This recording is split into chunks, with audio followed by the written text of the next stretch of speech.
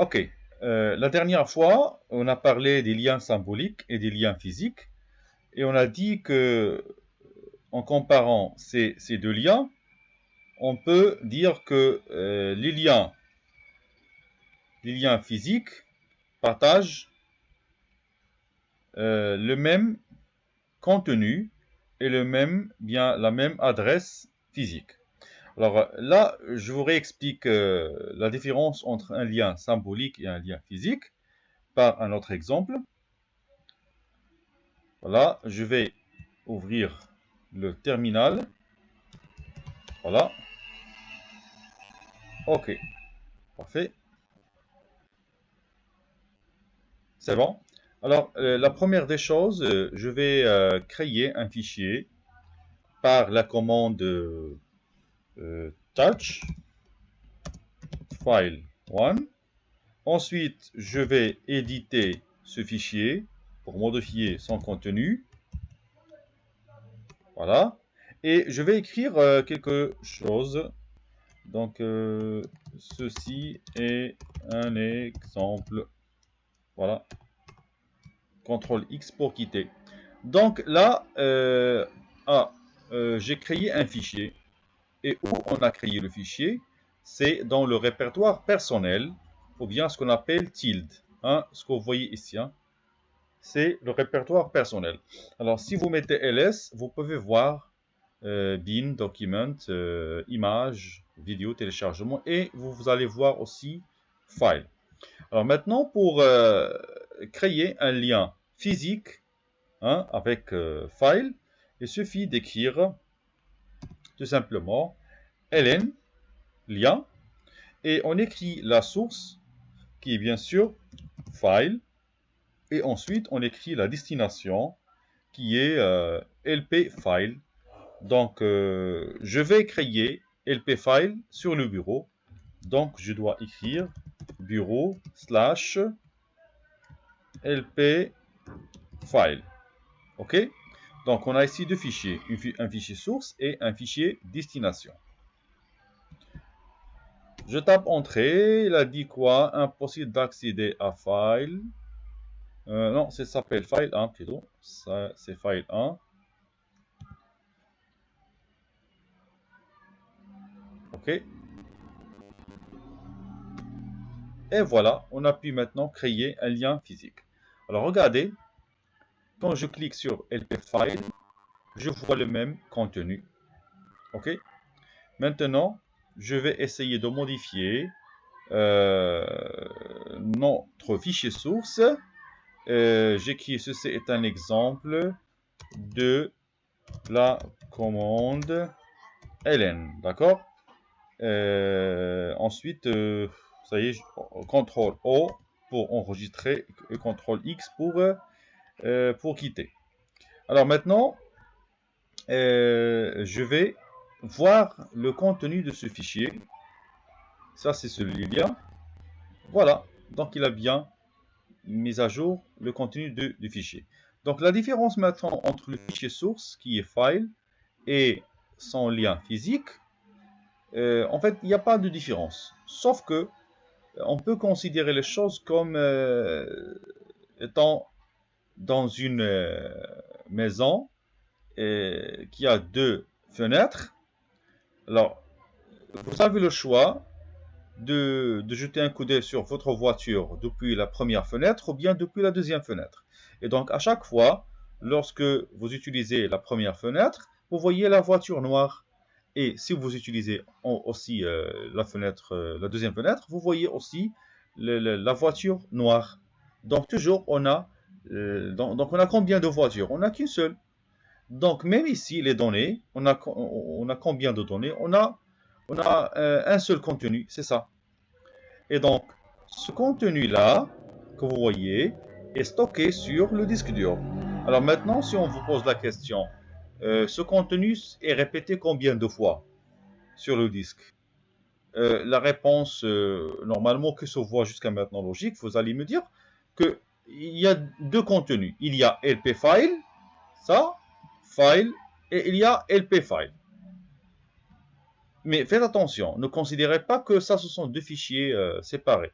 Oui, en fait, ce sont deux fichiers séparés, mais qui pointent vers le même contenu de disque. D'accord? Je répète. LP file et file sont les mêmes, ce sont deux fichiers différents, mais qui pointent vers la même source. Hein? Donc, comment je peux savoir ça? C'est grâce à ls. Alors, ls, moi, soit je mets moins i, plutôt, c'est moins i pour inode. Et là, regardez, avec l'option moins i, je vais afficher l'inode de chaque fichier.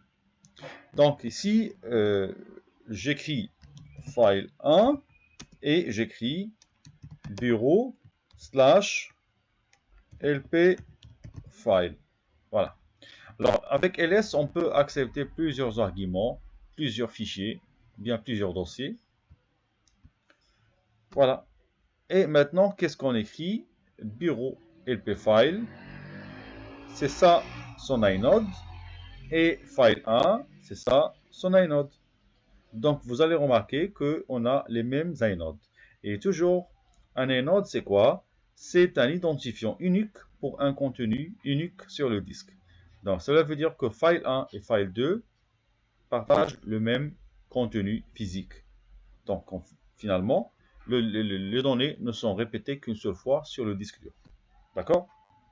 Et là, pour les liens physiques, c'est autre chose. Pardon, je parle de liens symboliques. Les liens symboliques, c'est autre chose. Un lien symbolique ne partage pas le même contenu, en fait, mais il partage le même. Il contient le chemin d'accès au fichier source. Donc, si je veux bien expliquer les choses, je peux les expliquer en utilisant Pens. Alors, voici un fichier source. Voilà, un fichier source. C'est ça. Alors, un fichier source, et ça, c'est le disque. D'accord? Ça, le disque dur. Le DD, c'est le disque dur. Alors, la donnée, elle est là. Hein? Voilà, c'est ça la donnée. Alors, votre fichier s'appelle, source s'appelle file. Voilà. Et donc, file pointe vers les données physiques. Et file, c'est quoi? C'est le nom logique. Ça, c'est un nom logique. Alors, le fichier file, j'ai dit, pointe vers les données. Alors, si vous créez un fichier LP, LP file, voilà, LP file, voilà. Alors, LP file, lui aussi, va pointer sur la même chose. OK? Donc, soit, si vous supprimez file, vous gardez toujours les données de LP file. Mais est-ce que c'est ça? Alors, faisons un exemple. D'accord. Je vais maintenant supprimer la source. D'accord? Je vais mettre lm pour supprimer un fichier. lm file 1. Et voilà, la source a été bien supprimée. Quand je clique sur LP file, je garde toujours les données. Donc, en fait, si vous supprimez file, toujours LP file pointe vers les données. OK? Maintenant, pour les liens symboliques, le lien symbolique est un fichier qui ne pointe pas directement vers les données, mais qui pointe vers file. C'est ça le lien ls file. D'accord? Maintenant, si on supprime ça, file, donc ls file n'aura pas la possibilité d'accéder aux données.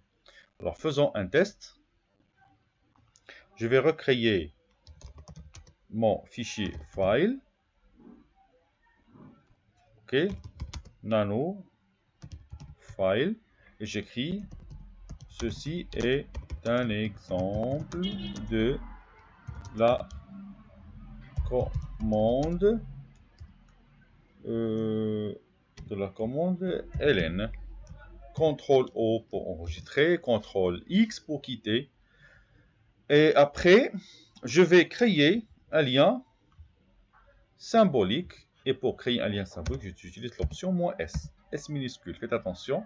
Ah, pardon, ça c'est ls. Voilà, c'est ça, ln. Voilà, c'est ln -s. Bon, c'est comme ça, je peux créer les liens symboliques. Et je vais changer le nom. Entrée, voilà. J'ai pu maintenant créer le lien. Voilà, ls-file. Là, qu'est-ce qu'elle a dit? Le lien ls-file est cassé. Veuillez le mettre en corbeille. Je vais recréer un autre. Il y avait un problème système. Ah, c'est file 1, plutôt. C'est pas file. Non, c'est file, c'est file.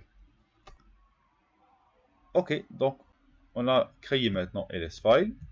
Double-clic. Ah, toujours il a dit que impossible d'utiliser ce lien car sa cible file n'existe pas. Qu'est-ce qu'on a fait maintenant? Je mets ls pour voir les fichiers. Voilà, c'est sa file. Alors, je peux mettre ici cat file. Voilà, il m'a bien affiché la chaîne. Ceci est un exemple de... Voilà, est-ce qu'il y a une question? Oui, vous avez dit file 1, mais en fait, regarde, j'ai ici file. C'est file, ce n'est pas file 1. Ok? Sinon, je vais supprimer même ça. Je recommence dès le départ. Clear. Alors, ls, j'ai quoi? J'ai file. Si on met cat file, voilà, ceci est un exemple de la commande ln. Ok? Est-ce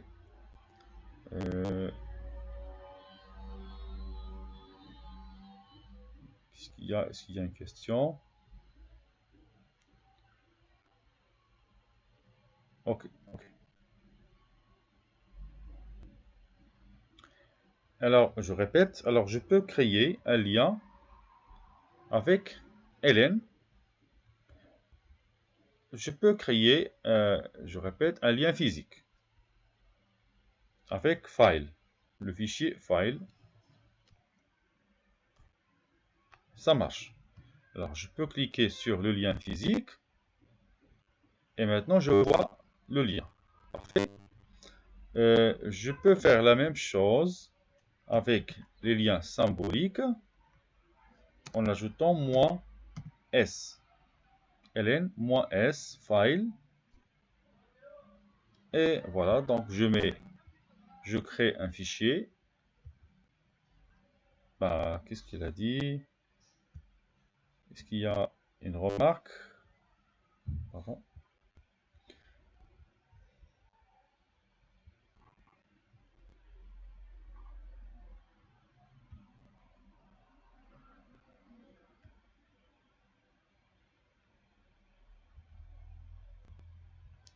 La première F, vous avez dit la première F minuscule? Mais c'est déjà minuscule. C'est ce que je vois.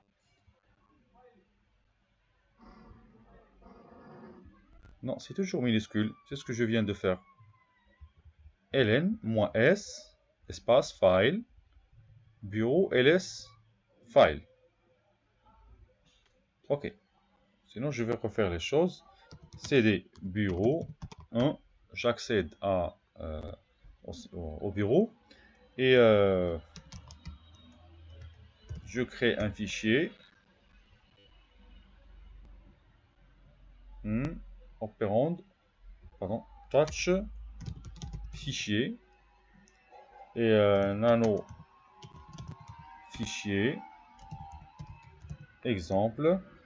CTRL O pour enregistrer. CTRL X pour quitter. Et maintenant, je vais créer un lien physique, plutôt symbolique, comme ça. ln -s fichier LP fichier. Normalement, c'est ça. Voilà. Voilà, ça marche. Mais pourquoi ça n'a pas marché au début? Je peux mettre ls maintenant, mais je vais pointer sur le fichier qui se trouve sur tilde, sur le dossier personnel. Donc je dois revenir en arrière et écrire file. Voilà, voilà, maintenant ça marche. Voilà, ça marche maintenant. Ceci est un exemple de la commande ln. Donc il y avait juste un petit problème. Non, non, non, non, non, non, non. Où est DOS 1? Regardez, il n'y a pas de dossier 1. Rappelez-vous, il n'y a aucun dossier ici. D'accord, ça y est, donc on a terminé la partie lien symbolique. Il faut juste voir ici la différence entre ls fichier et file. Voilà, comme ça, j'utilise ls-i pour voir les inodes. Vous remarquez que ls fichier, pardon, voilà, c'est ça. Donc, le lien symbolique avec la source. Et non pas le même inode. Ça veut dire que ce sont deux fichiers différents. Et là, si on revient ici, append, en fait, ce fichier pointe vers file, ne pointe pas directement vers les données, mais lui-même, ce fichier, possède déjà un contenu ici. Et qu'est-ce qu'on trouve ici? Hein? On trouve le chemin d'accès à file. Ok? Parfait. Alors, maintenant, on continue avec l'autre chose. Oui.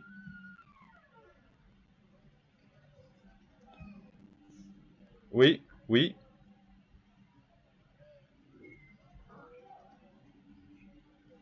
Oui.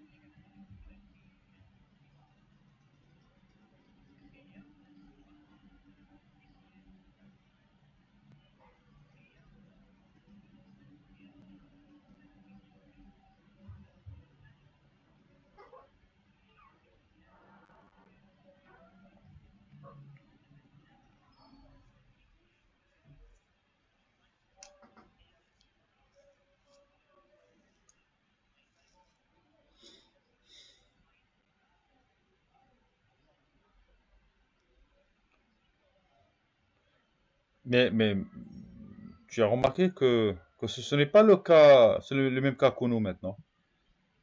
Ben, ce n'est pas le même cas. Normalement, on ne crée pas un autre fichier. On crée seulement un seul fichier avec le lien symbolique.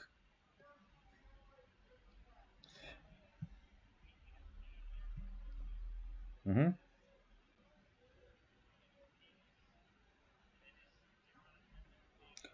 Ah oui, oui, oui, ça veut dire comme ça.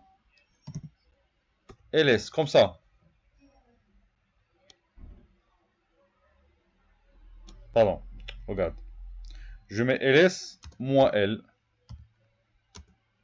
moins li, pour mieux voir les choses. Alors, où est le fichier qui te concerne maintenant? Tu parles de ls file, ça?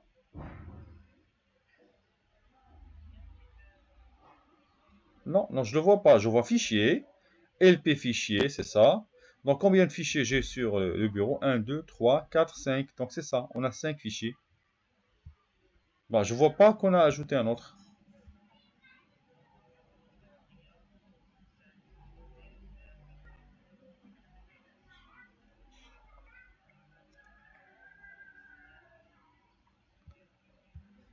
Mhm.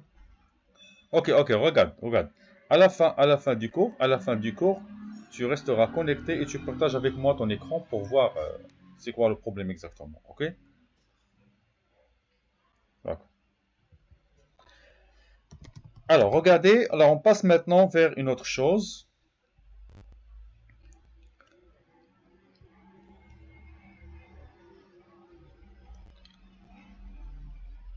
Alors, on va passer vers quelques commandes très faciles, très simples, comme par exemple la commande heat et la commande tile. Alors, que fait ces deux commandes? Regardez. Tout d'abord, je vais faire un rm étoile. Ah, vous avez remarqué que signifie rm étoile? Ah, j'ai pas spécifié le nom de fichier à supprimer, mais j'ai mis étoile. Et donc, étoile, c'est un nom, n'importe quel nom, c'est un nom quelconque. Donc, ça va permettre à supprimer tous les fichiers de mon bureau. Alors, ensuite, je vais créer un fichier, toujours avec touch, file, voilà, et nano file, d'accord. Et là, je vais taper quelques noms, d'accord. Sinon, je peux écrire un autre nom. Ici, nom, il y a étudiant, students, voilà. Ensuite, nano, students. Et je vais commencer à écrire les noms des étudiants. Par exemple, Ibrahim El Khamlichi. D'accord. Ensuite, Sana Ibrahimi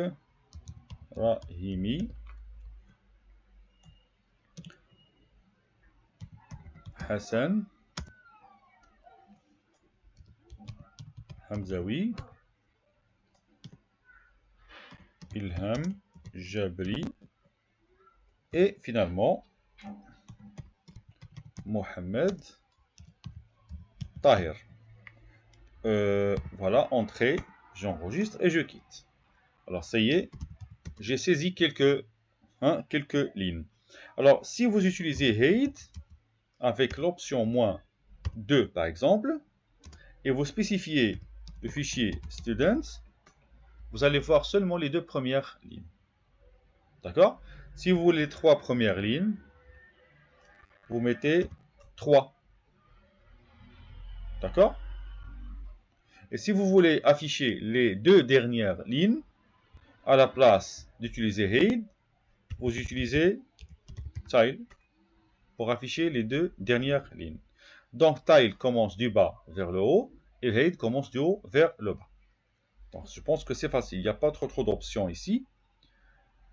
Alors ensuite, on verra encore d'autres commandes, comme par exemple la commande grep. Alors grep est très intéressante. Regardez. Alors grep-n, grep permet de faire quoi? Permet de chercher un texte ou bien une chaîne de caractères à l'intérieur d'un fichier. C'est-à-dire, je vais aller ici modifier encore students et je vais modifier Ilham par Sana. D'accord? Regardez, j'ai 2 fois Sana sur mon fichier.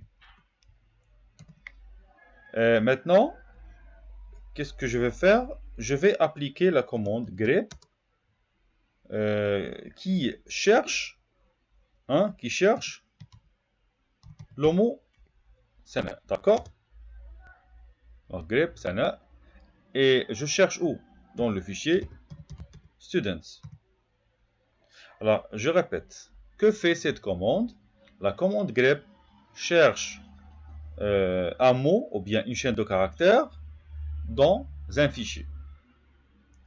Alors, entrée, voilà, il m'a affiché Sana Jabri. Le problème, c'est quoi? C'est que j'ai une autre Sana sur le même fichier.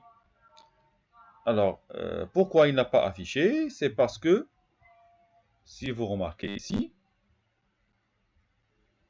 la première est écrite avec S majuscule et la deuxième avec S minuscule. Donc, grep est sensible à la casse. Ça veut dire quoi sensible à la casse? Ça veut dire qu'il prend en considération la différence entre le majuscule et le minuscule. D'accord? Voilà. Alors maintenant, allons-y, on va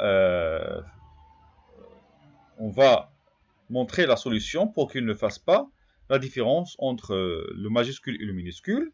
Alors, toujours la même commande, mais cette fois-ci avec l'option -i. D'accord? Insensible, i, ça veut dire insensible à la casse. Et voilà, on peut voir maintenant les deux noms. Ok? Il n'y a pas de son? Est-ce que vous m'entendez ou pas?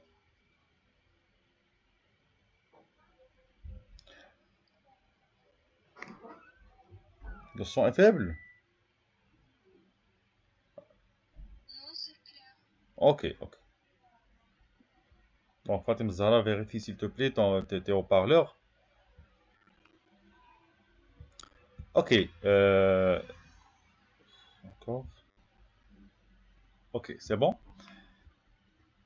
Voilà, donc je répète, Sana, qu'est-ce qu'il fait? Oui, oui. Vous avez une question? Alors, tu n'as pas compris cette commande. Alors, grep, en fait, qu'est-ce qu'il fait? Il cherche un mot à l'intérieur d'un fichier et affiche la ligne où se trouve le mot. D'accord? Ici, dans ce fichier-là, qu'est-ce qu'on voit? On voit un ensemble de lignes. D'accord? Alors là, la commande grep cherche dans toutes ces lignes, cherche quoi? Cherche le mot sana. Quand elle trouve le mot sana, soit au début, soit à la fin, ou bien au milieu, quelle que soit sa position, elle affiche la ligne où il y a le mot cherché. D'accord? Et avec le grep -i, si vous ajoutez -i juste à côté de grep, donc la recherche va être insensible à la casse. Et insensible à la casse veut dire quoi? Veut dire qu'on ne fait pas de différence entre les majuscules et les minuscules. Ça veut dire, si on a écrit sana avec S minuscule, mais en cherchant ici, on renvoie soit sana avec S minuscule ou bien sana avec S majuscule. Ok?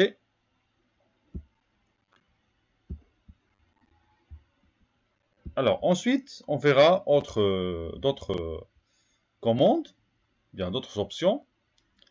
Alors, il y a l'option -n qui permet de faire quoi? Qui affiche le numéro de la ligne où se trouve le mot cherché. D'accord? Encore, il y a d'autres commandes comme -h majuscule qui affiche quoi? Qui affiche le fichier, qui affiche où se trouve, dans quel fichier se trouve le mot cherché. Alors, par exemple, ici, on cherche système dans fichier 3. Alors, si vous mettez -h, on affiche même le nom de fichier. Eh bien, vous allez me dire pourquoi afficher le mot de fichier, sachant que on le connaît déjà. Oui, je veux dire parce que ici grep normalement cherche dans un fichier, mais par la suite on va voir comment chercher dans tout un dossier. Ok?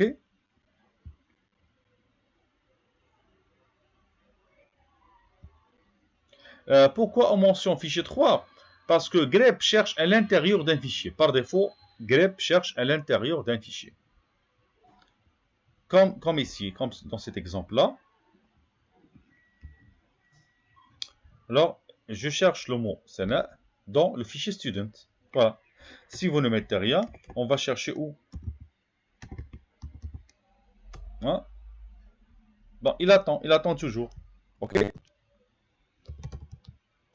Donc, il faut préciser absolument un nom de fichier. C'est obligatoire. Ou bien un nom de dossier. Par la suite, on va voir comment faire pour le nom de dossier. Alors, je répète, si vous mettez ici N, on affiche même le numéro de la ligne. Et si vous mettez NI, là, vous mettez deux options. C'est comme si vous mettez -N et -I.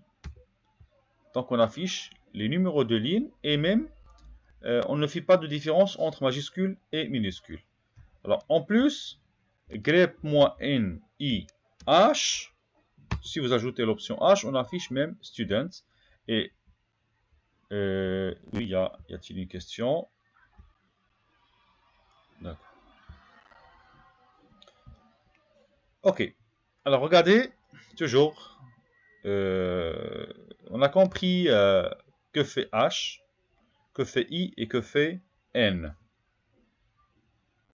Bon, non, c'est pas ça. Maintenant, pardon, c'est pas ça. On voit on verra d'autres options, comme l'option "-L" et l'option "-C". Donc l'option "-L" affiche seulement le nom de fichier, elle n'affiche pas la ligne. D'accord? Et l'option "-C" affiche le nombre de lignes qui contiennent le mot cherché. Donc, ici, je peux utiliser "-L". Alors, "-L" signifie quoi? On affiche seulement le fichier où se trouve le mot cherché. Alors, avec "-C", normalement, on doit afficher le nombre de lignes qui contient le mot "Sana". Bon, en fait, on a seulement 2 lignes. Il a dit 1.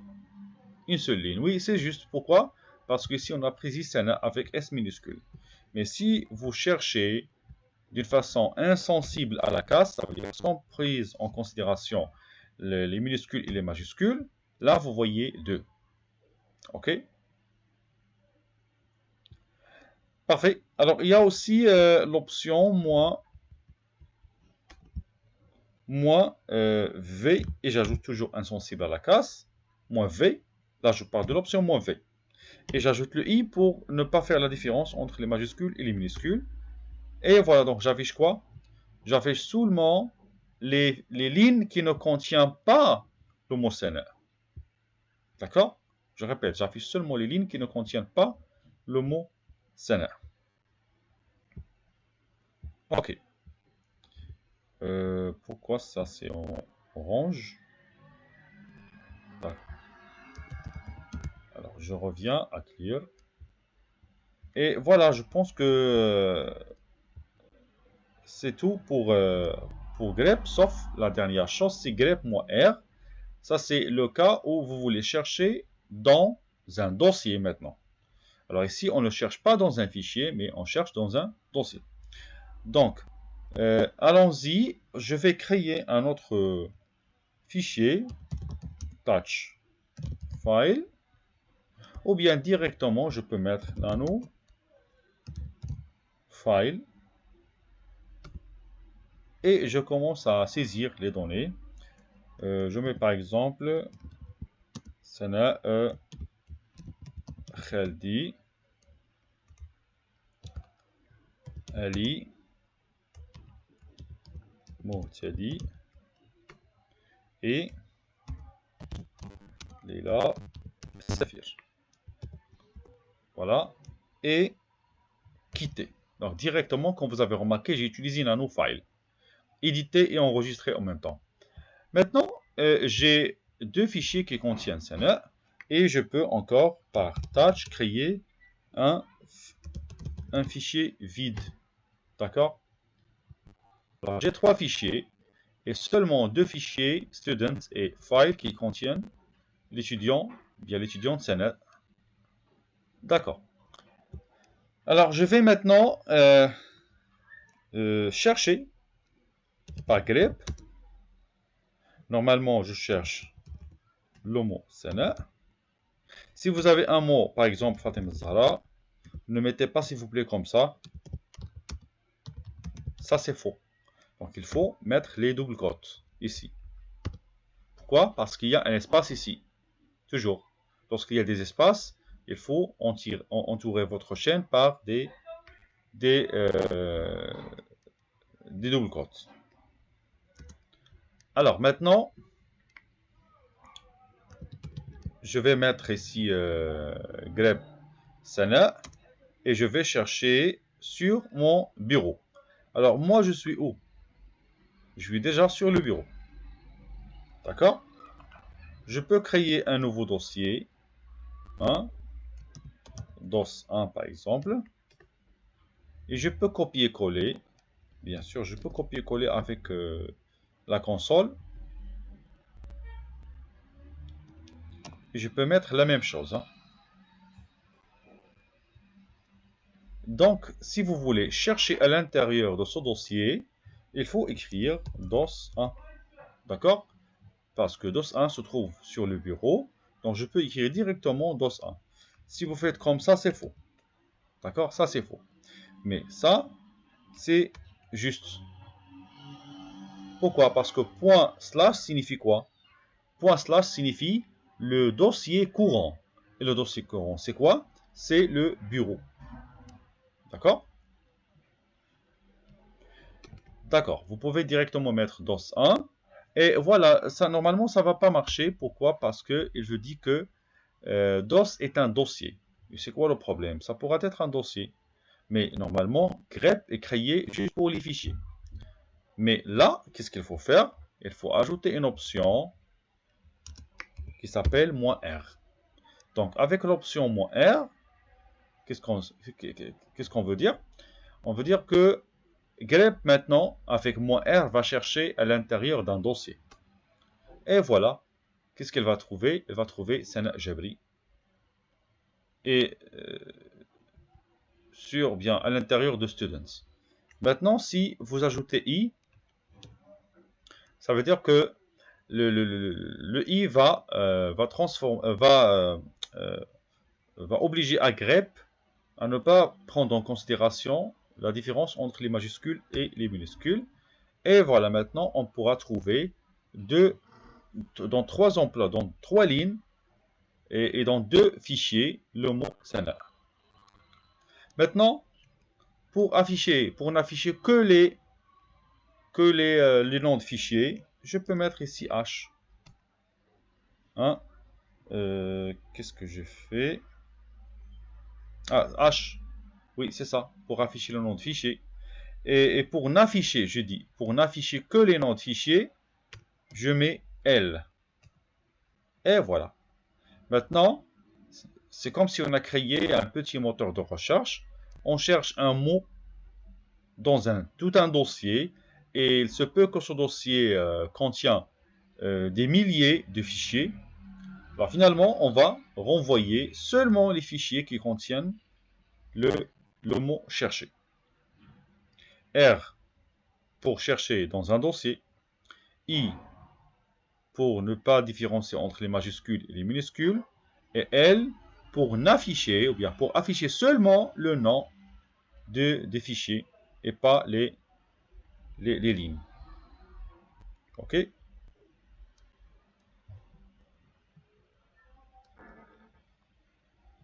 Parfait.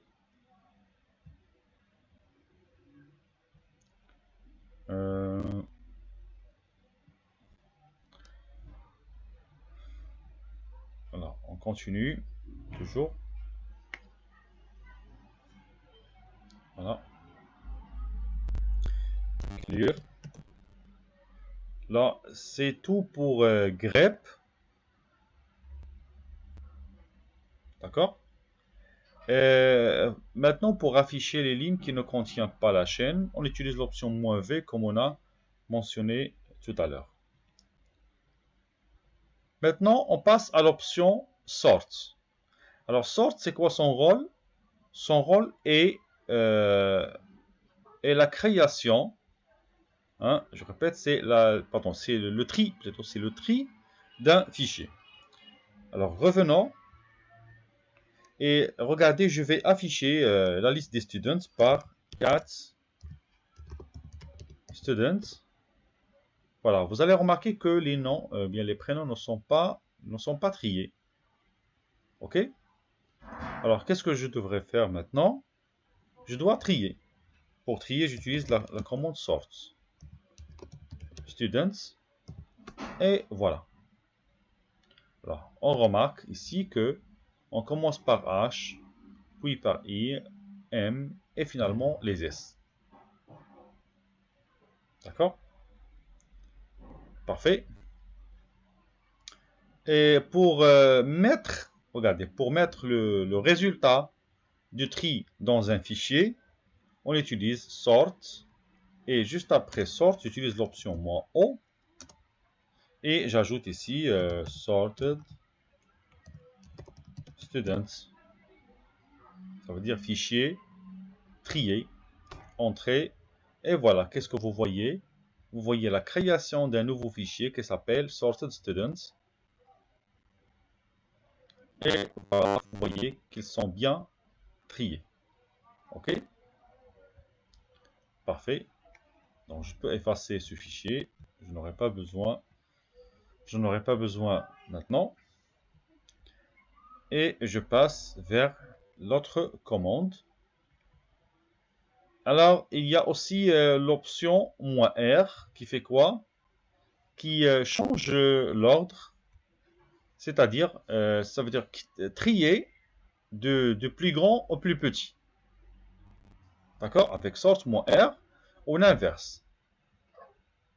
On commence par les S vers les B. Donc, on peut voir l'exemple maintenant. Alors, sort student, et j'ajoute ici "-r", qui signifie reverse. Et reverse, ça veut dire trier en inverse. OK. Ensuite, il y a encore une autre commande.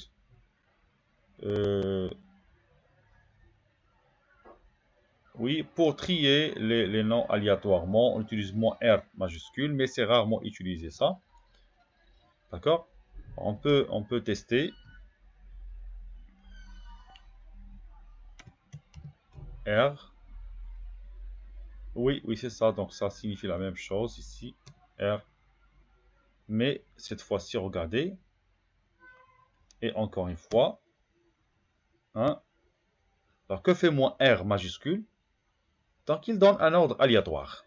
Ça veut dire qu'on ne garde pas toujours le même ordre. Alors, ensuite, maintenant, je vous montre un petit problème. Je vais maintenant créer un fichier par nano numbers, et je mets quelques nombres ici, 2, 6, 1, 11, bien 13, 8, 15, 3, et ainsi de suite. D'accord? Voilà. Donc, et je vais essayer de trier ces nombres. CTRL-O, CTRL-X. Alors, pour trier, j'ai dit quoi? On utilise l'option "-sort". Et je ne vais pas trier student, mais cette fois-ci, je trie les nombres. Voilà. Il y a un problème lors du tri, n'est-ce pas? Parce que le 1, c'est le plus petit, mais le 13 et le 15, ce sont les plus grands. Donc lui, qu'est-ce qu'il a fait? Il a considéré que ça, ce sont des chaînes de caractères. Il a commencé par trier le premier chiffre, et ensuite, il a ajouté le deuxième chiffre. Et ça, c'est faux. Donc, comment dire au système que le contenu, eh bien, quand on voudrait bien faire un tri en nombre, un tri de nombre, on ajoute l'option "-n", tout simplement. Entrée, et voilà. Maintenant, ça marche. Voilà, exactement. Oui, bien sûr. Donc, on ajoute l'option "-n". Parfait. Alors, maintenant, qu'est-ce qu'on va faire? Une autre chose. Bah, regardez, jusqu'à maintenant, c'est facile. Tout est facile. Il faut juste apprendre par cœur les commandes Linux. Et voilà, on a fait ça. Et maintenant, on va voir la commande WC. C'est très simple aussi. Il n'y a pas de problème. Mais regardez, dans les scripts shell, on va utiliser toutes ces commandes qu'on a fait jusqu'à maintenant. Alors, la commande WC, j'ai déjà un fichier students et j'ai déjà un fichier file. Donc, je vais travailler sur file qui contient trois mots. Fichier, je pense que c'est vide. OK. Alors, je vais utiliser la commande WC, file, entrée, Alors, il a donné trois nombres, 3, 6 et 38. Alors, quand on ouvre File, on peut maintenant déchiffrer ou bien expliquer de quoi s'agit-il, la signification de ces trois nombres. Alors, 3, c'est quoi? C'est le nombre de lignes. 1, 2, 3. 6, c'est le nombre de mots. 1, 2, 3, 4, 5, 6. 38, c'est le nombre de caractères. Si vous comptez le nombre de caractères, 1, 2, 3, 4, 5, 6, 7, 8, 9, 10, 11, 12, 13, 14, 15, 16, 17, 18, 19, 20, 21, 22, 23, 24, 25, 26, 27, 28, 29, 30, 31, 32, 33, 34, 35, 36, 37 et le caractère anti/n qui signifie la fin de la chaîne, c'est lui le 38. Donc, on a bien 38 signifie le nombre de caractères et finalement, c'est le nombre d'octets. Hein, c'est le nombre d'octets ou bien la taille de fichier texte.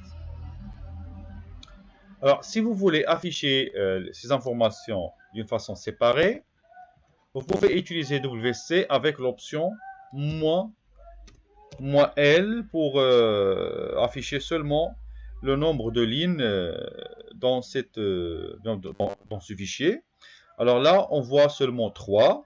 Et si vous voulez encore afficher le nombre de mots, on utilise l'option -W, entrée. Et pour afficher le nombre de caractères, on utilise l'option -C. D'accord? Voilà. Donc, on pourra utiliser ça. Donc, il y aura un TD sur ces options-là par la suite. Parfait.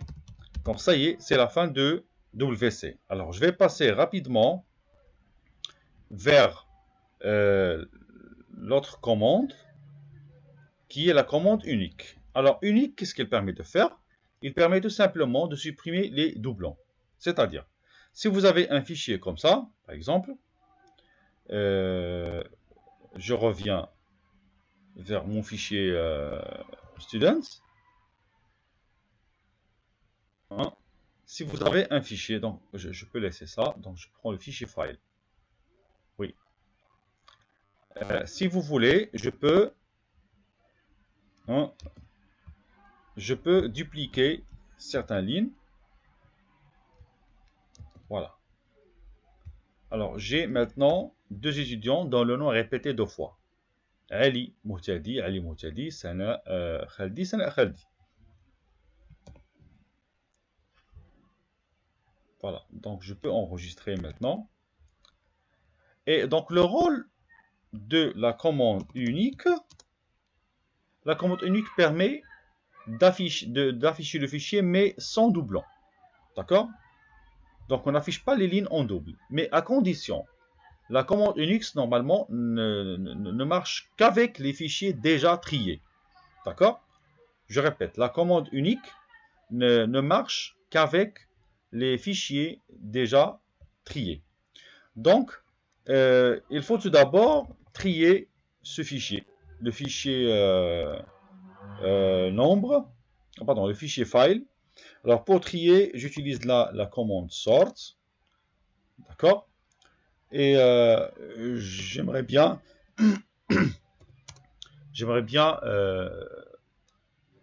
enregistrer le résultat de tri dans un autre fichier que je vais l'appeler maintenant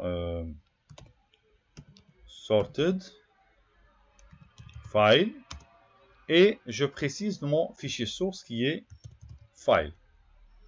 Entrée, voilà, on a bien créé un fichier trié. Donc là, vous voyez Ali, Moutadi, Leila, Safir, Sana Khaldi, Sana Khaldi. Maintenant, si vous utilisez la commande unique, vous pouvez facilement préciser ici sorted file. Ok, entrée, et là, vous ne voyez que les éléments non répétés. Ok, unique espace sorted file. Ensuite, on passe maintenant vers la commande suivante. Alors, toujours unique avec moins C. Regardez qu'est-ce qu'il permet de faire. Unique moins C. Qu'est-ce qu'elle affiche? Elle affiche chaque ligne, combien de fois il est répété. Alors, Ali dit répété 2 fois, elle dit répété aussi 2 fois.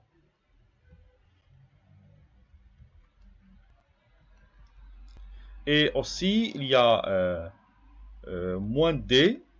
Hein? Alors, moins D permet d'afficher seulement les doublons. Donc, je peux vérifier l'option moins D. Et là, qu'est-ce qu'on affiche? Seulement les lignes en double. D'accord?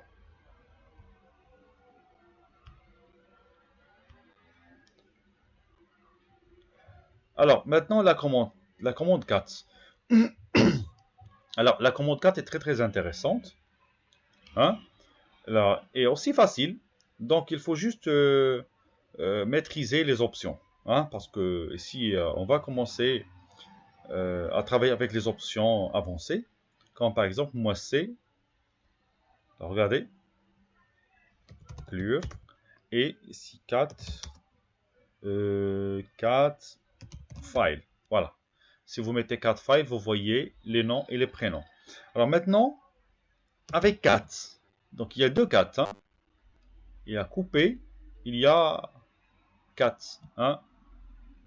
Donc couper, c'est ça en anglais. Alors 4, je vais couper, hein, ou bien je vais prendre juste une portion de chaque ligne. Alors que fait 4?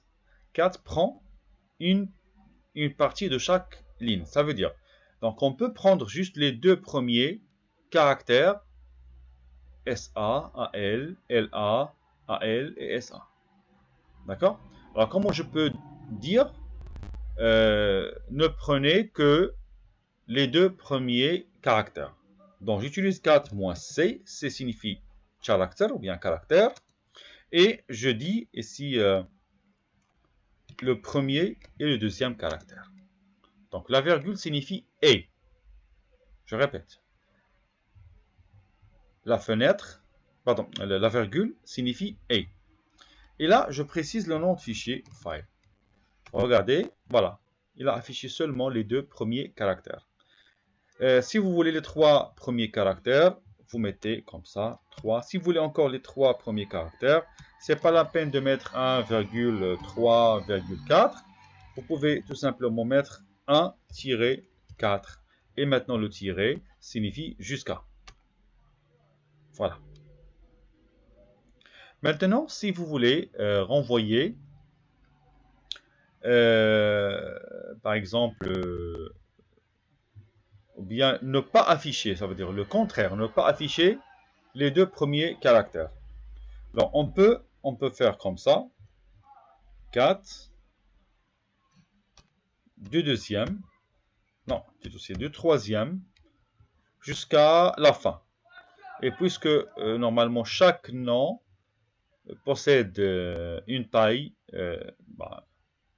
ici on a presque la même taille pour les 5 noms, les prénoms, mais parfois on trouve qu'une ligne est beaucoup plus longue qu'une autre. Donc on ne sait pas dans chaque ligne, on a combien de lettres. C'est pour cela que je vais laisser le deuxième paramètre vide. Et comme ça je dis 4 moins C de troisième jusqu'à, et là vous ne précisez pas la fin de la chaîne retirée. Et voilà, on affiche seulement à partir du troisième caractère jusqu'à la fin. Alors ensuite, je peux prendre juste le troisième et le quatrième. D'accord? Comme ça. Non, c'est pas le troisième. Je peux prendre le troisième, quatrième et cinquième. Le troisième, quatrième et cinquième. Ben, là, je peux prendre du 3 jusqu'à 5. Et voilà. Ok. Alors, clear. Alors maintenant, il y a une autre utilisation de la commande cat. Et ça, on va faire dans l'examen. Et soyez sûr et certain, ça sera posé dans l'examen. Faites attention à ça. Toujours cat file. Voilà, je vois les noms et les prénoms. Et maintenant, je voudrais bien afficher juste le nom. Le prénom, non. D'accord? Seulement le nom. Mais le problème, c'est quoi? Ici, on ne sait pas à quelle position le nom commence. Par exemple, c'est donc le premier nom. 1, 2, 3, 4, 5, 6, 7. Il commence à partir de la 7e position. Et le deuxième, 1, 2, 3, 4, 5. Là, c'est depuis la 5e position. Et ça, donc on ne peut pas savoir, on va commencer à quelle position. Mais heureusement, puisque tout à l'heure on a utilisé l'option "-c", maintenant on a une autre option qui s'appelle "-d". Alors "-d" signifie délimiteur. Et c'est quoi le délimiteur? Ça veut dire un séparateur. Alors le séparateur du nom et du prénom, c'est l'espace. Vous avez remarqué que maintenant, toujours entre le nom et le prénom, on trouve un espace. C'est pour cela, je mets ici cote, espace cote. D'accord? Et ça, c'est un espace. Donc, c'est obligatoire de mettre les simples cotes ou bien même les doubles cotes. C'est la même chose. Alors, 4 moins D. Et on met ici l'espace. Ensuite, je dois préciser. Alors, ça y est. 4 moins D espace, c'est comme si on a séparé par espace. Et nous voulons quoi? Est-ce que nous voulons la première, bien le premier terme, ou bien le deuxième terme? D'accord? Alors là, il faut écrire mot F qui signifie bien le mot field. Puisqu'on a séparé par espace, vous allez considérer que ici on n'a plus un ensemble de chaînes de caractères, mais ça se transforme en un tableau où il y a plusieurs lignes et deux colonnes. Une colonne pour le prénom et la deuxième colonne pour le nom. Et field signifie colonne. Alors si vous voulez le nom, vous spécifiez ici 2. Pourquoi? 2 c'est la deuxième colonne. Et 1 pour la première colonne. Entrée. Et voilà, on affiche seulement les noms. Et si vous voulez les prénoms, il faut mettre mon F1. D'accord? Alors maintenant, regardez, je vais vous poser une question. Et pour cela, je suis obligé d'ajouter quelques informations ici. J'ajoute Ibrahim Khamlichi et je lui ajoute le sexe masculin et j'ajoute la date de naissance. Voilà. Et j'ajoute la note. Maintenant, je fais la même chose. Copier-coller. Et je modifie seulement les informations. 10.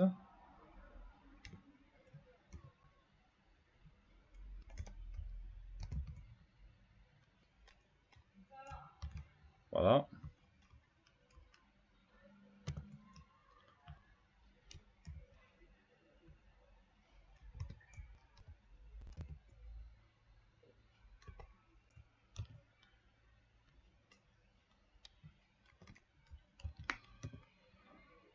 Voilà. Et il me reste que 2. Ça, c'est féminin.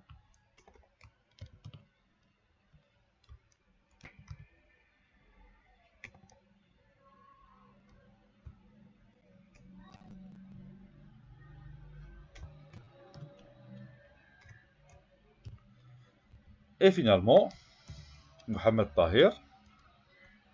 je spécifie, bon, je mets ici 17, je mets 2000, l'année de naissance, bien la date de naissance, c'est ça, 16. Voilà, enregistré.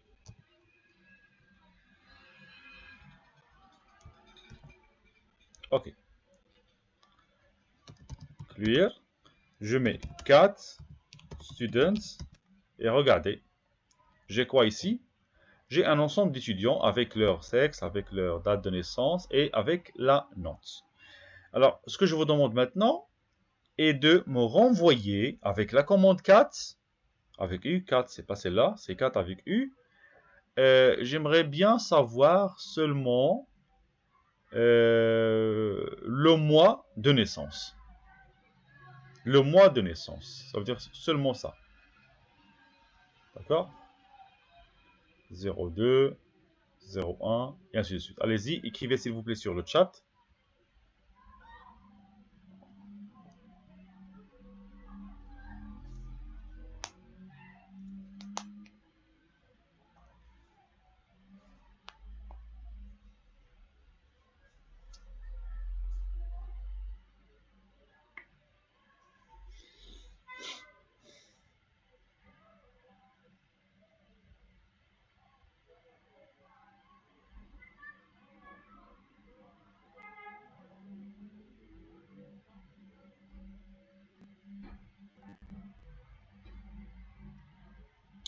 Alors, Zakaria, 4 moins délimiteur, moins F2. Zakaria Smaï, tu as oublié le nom de fichier. Asma Rahmawi, oui, moins D, slash, moins F2. Mais pourquoi 2 points, Youssef et Yassir? Le séparateur n'est pas 2 points. Il n'est pas point virgule. Le séparateur maintenant c'est slash. Alors, regardez, j'explique. Alors, on va utiliser maintenant le séparateur slash. D'accord? Pourquoi? Pour séparer cette première partie, ça c'est la première partie, ça c'est la deuxième partie, et ça c'est la troisième partie. La troisième partie, et ça c'est la dernière partie. Donc le séparateur maintenant c'est slash. Et vous avez remarqué que l'information mois se trouve dans le deuxième field. Tout ça c'est le premier field. Et ça c'est le deuxième field, troisième field et quatrième field. Ok? Donc, qu'est-ce qu'il faut écrire? Il faut écrire ici 2. Et là, je crée, donc je tape students. D'accord? Entrée, et voilà, il m'a affiché seulement les mois de naissance. Alors maintenant, je vous demande de m'afficher toute la date de naissance. Toute la date de naissance. Le jour, le mois et l'année. Allez-y.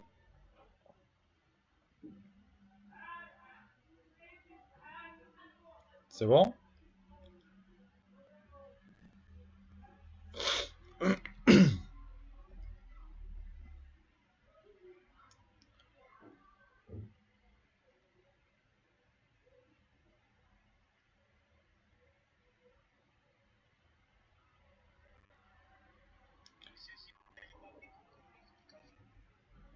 Oui, l'explication de quoi?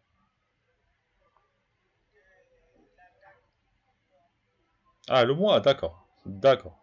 D'accord. Alors, regardez, je vérifie les réponses tout d'abord. 4 mois, donc c'est le séparateur maintenant, c'est point virgule. Et est-ce que c'est 2 ou bien 3?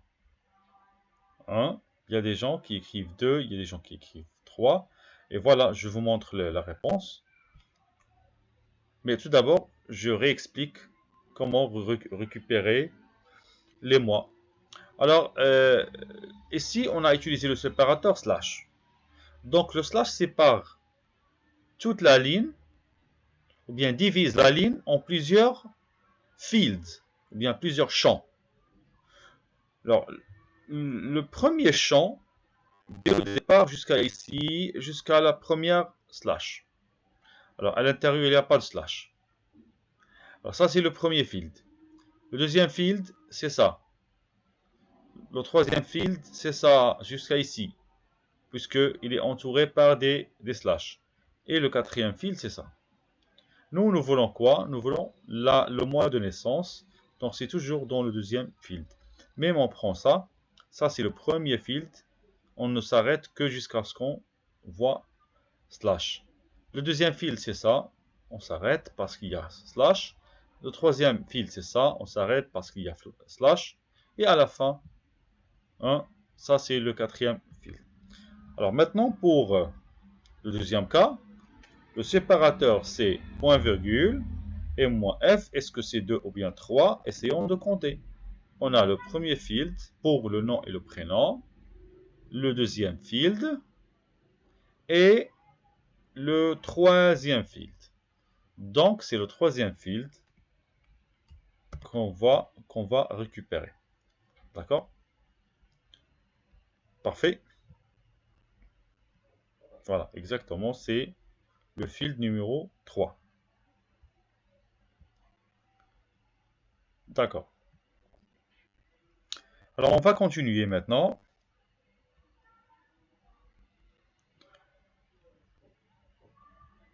Ça y est, on a terminé. On a terminé la partie 4. Alors maintenant, il y a une commande qui s'appelle locate. Alors, locate est très rapide. Par exemple, regardez. Alors, on va chercher, on va faire une recherche par locate. Locate, normalement, ne fait que la recherche. Seulement, elle cherche. Cherche, tout simplement. Alors, qu'est-ce qu'elle cherche? Elle cherche un nom de fichier. Par exemple, file. Et on le cherche où? Voilà. On le cherche partout. D'accord? On le cherche partout. Alors, en fait, on n'a pas trouvé. D'accord? On n'a pas trouvé de notre fichier file. Pourquoi? Parce que là, regardez.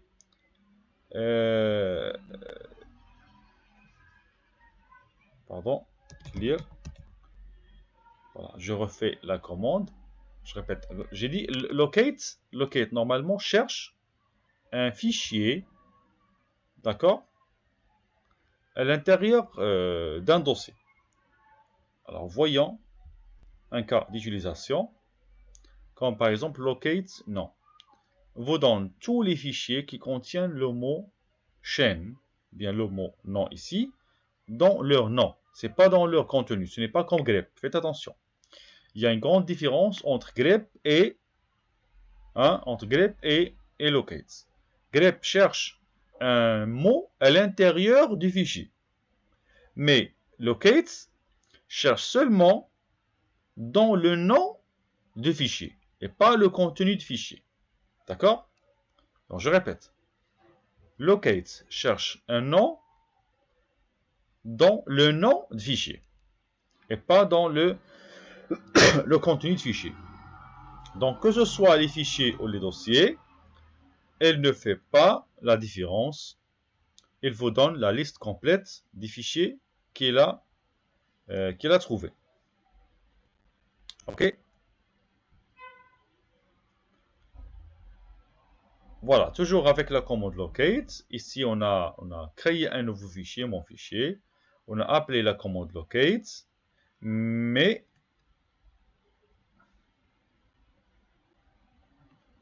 quoi? Si vous revenez vers le résultat, bah, il n'a pas trouvé, en fait, il n'a pas trouvé le nom de fichier. Alors, voyons comme ça. Je peux décaler un petit peu pour mieux défiler.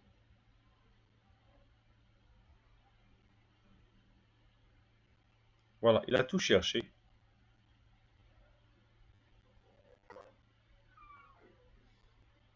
mais toujours, il n'a pas trouvé le mot, notre fichier, notre file, le fichier qu'on vient de créer. Alors regardez, ici il a trouvé file, files, ici il y a file. Alors tout fichier contenant le mot file sera renvoyé. Makefile. Ok. Là, moi j'ai utilisé un mot, d'accord, un terme très très connu. Sinon je vais chercher le mot fichier. Et voilà, donc est-ce qu'il a trouvé fichier? Le mot fichier, je parle de ça. Hein? Sinon, regardez, je donne un autre exemple. Alors, je vais créer un fichier qui s'appelle touch fs Tétouan. Ok? Voilà. J'ai bien créé le fichier. C'est ça, fs Tétouan. Maintenant, je vais le chercher par locate fs Tétouan, entrée, mais il n'a pas trouvé le fichier. Il n'a pas trouvé le fichier. Pourquoi? Parce que lorsque vous créez un nouveau fichier, normalement, il n'est pas disponible dans la base de données qui contient la liste des fichiers du système. Alors, on a le système Linux, ce que vous voyez ici, mais aussi en interne, il y a une base de données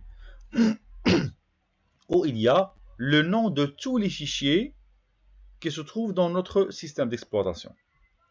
Donc, les nouveaux fichiers doivent attendre 24 heures, donc je répète, 24 heures, pour que les fichiers, bien que pour que la base de données soit mise à jour. Alors je répète, la base de données des fichiers est mise à jour chaque jour.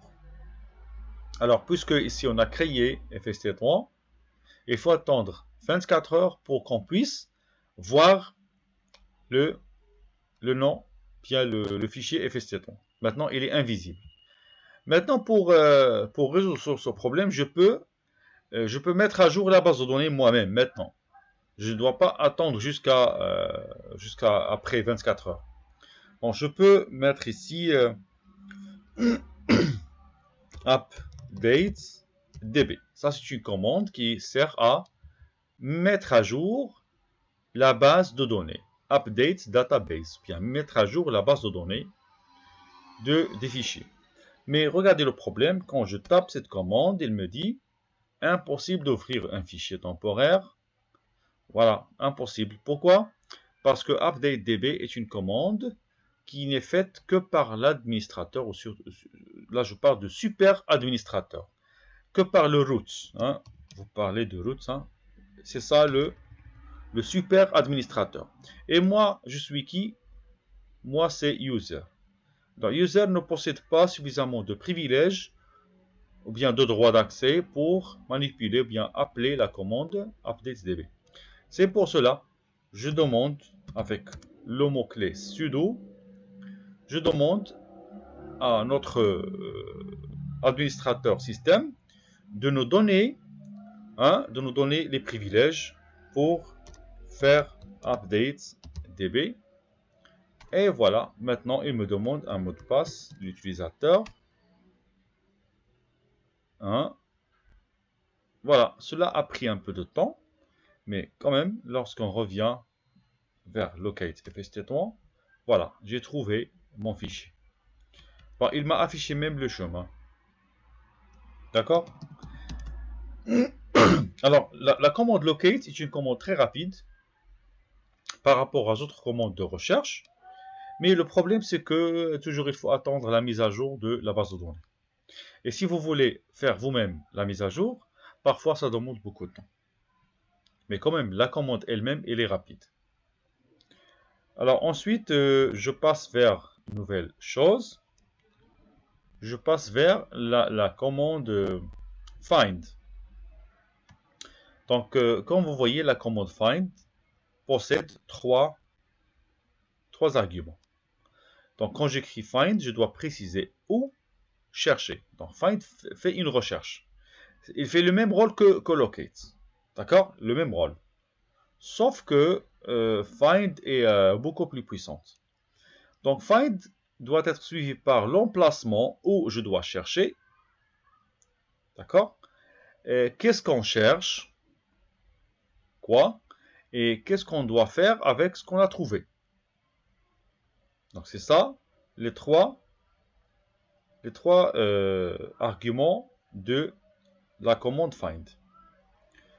Alors ensuite, je vais faire un exemple maintenant. Alors je peux mettre ici find qui doit être suivi par où, ça veut dire où on doit chercher. Ben, je vais chercher dans le dossier 1, par exemple, dans 1.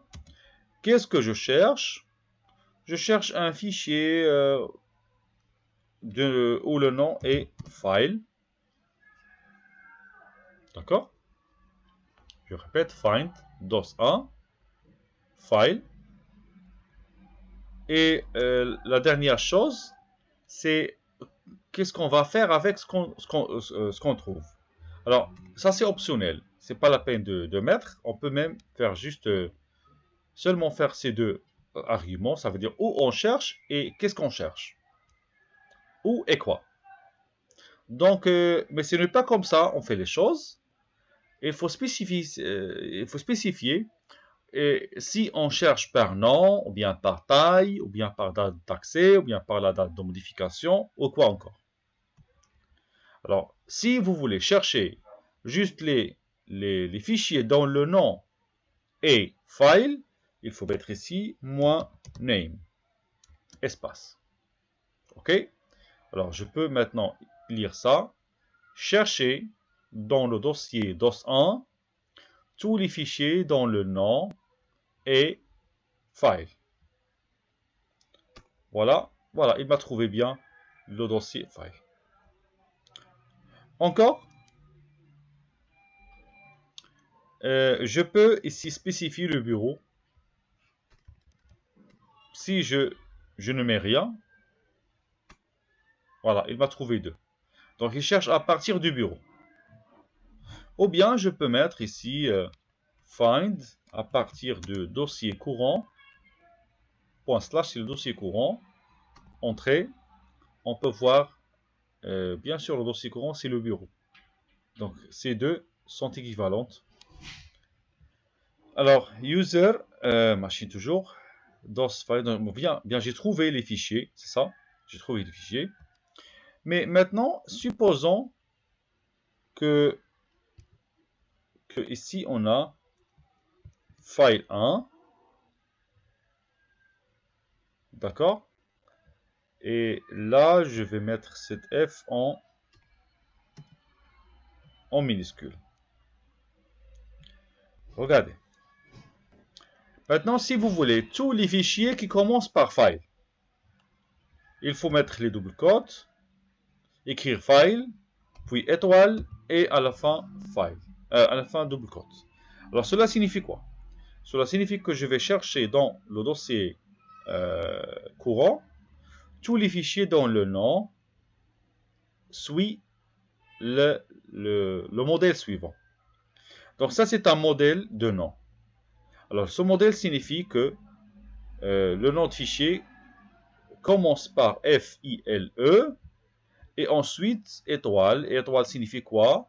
Signifie n'importe quel caractère. D'accord? Je répète. Étoile signifie n'importe quelle suite de caractères. Ça veut dire on accepte file 1, file 2, file 13, file 143 et ainsi de suite. Donc l'étoile cache une suite de caractères quelconque. Alors si je fais comme ça, regardez, je renvoie file et file 1. Maintenant, si je fais comme ça, je mets l'étoile au départ, qu'est-ce que je vais afficher?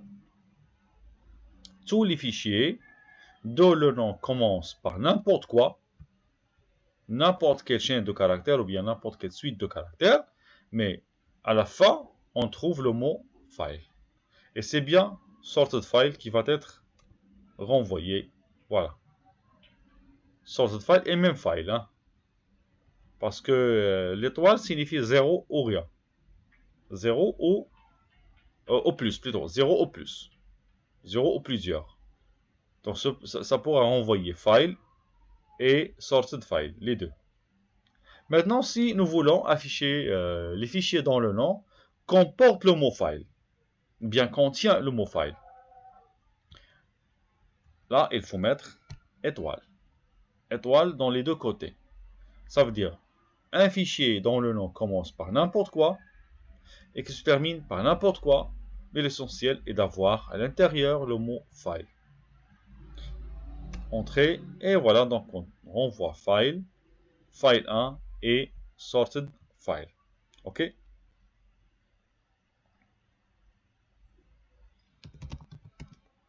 Voilà. Maintenant, on va voir comment chercher par taille.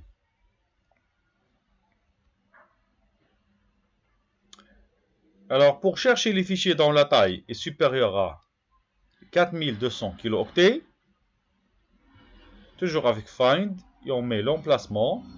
Et cette fois-ci, on n'utilise pas moins name, mais on utilise moins size. D'accord? Moins size, et je mets plus 4200K. Alors, cela veut dire quoi? Cela veut dire que on va renvoyer tous les fichiers dont la taille est plus et supérieure, c'est le plus qui signifie supérieur, 4200 kilooctets. Le K minuscule signifie kilooctets. Pour chercher les fichiers dont la taille est inférieure à 5 mégaoctets, on fait quoi? Size, toujours moins size, et là c'est moins 5 mégaoctets. Et pour chercher les fichiers dont la taille est comprise entre 4 et 5 mégaoctets, on utilise deux fois. Une première size pour plus 4 mégas et une deuxième size pour moins 5 mégas. Eh bien, si la taille est suivie de caractère C, la valeur est exprimée en octets. Donc l'octet ici est défini par, est exprimé par le caractère C. Donc je vais toujours utiliser la commande file. Je cherche toujours sur le bureau avec point slash. Et là, je mets moins size. Et je mets moins 2C. Le C signifie quoi? Signifie l'octet. Hein? C'est ça l'octet. Alors, je vais maintenant renvoyer tous les fichiers dont la taille est moins de 2 octets. Entrée, voilà, j'ai trouvé fst3, fichier, et un autre fichier caché, ici, point cache, caché parce qu'il y a un point ici, et aussi fichier. Donc, est-ce que fichier est vide? Oui, oui, c'est ça, donc c'est vide. Alors maintenant, je vais afficher tous les fichiers dont le nombre de caractères est supérieur à 40 caractères ou bien 40 octets. Entrée, les voilà. Si vous voulez le contraire, moins 40, alors on voit les autres. D'accord, ça c'est le plus 40 octets et ça c'est moins 40 octets. Et si vous voulez les fichiers compris entre 20 octets et 40 octets, il suffit de mettre moins size moins 40, C, et encore une fois moins size, moins, plus, là c'est plus, 20C. Ça veut dire plus de 20 octets et moins de 40. Et voilà, on ne trouve seulement un seul fichier qui répond à ce critère. D'accord? Est-ce que vous avez des questions? Alors, à titre d'information, je lance maintenant, on va terminer, prochainement on va terminer la séance, bien le chapitre. Voilà, il ne reste que la commande find, et ça y est, on termine le chapitre de la gestion des fichiers. Donc, toujours, quand on termine un chapitre, on doit aller vers les travaux dirigés. OK? Et donc, là, j'annonce que les travaux dirigés commenceront à partir de la semaine prochaine, toujours les lundis à 9 heures du matin. Et bien sûr, la confirmation sera envoyée, d'accord, envoyée par email. Vous allez recevoir un email, hein,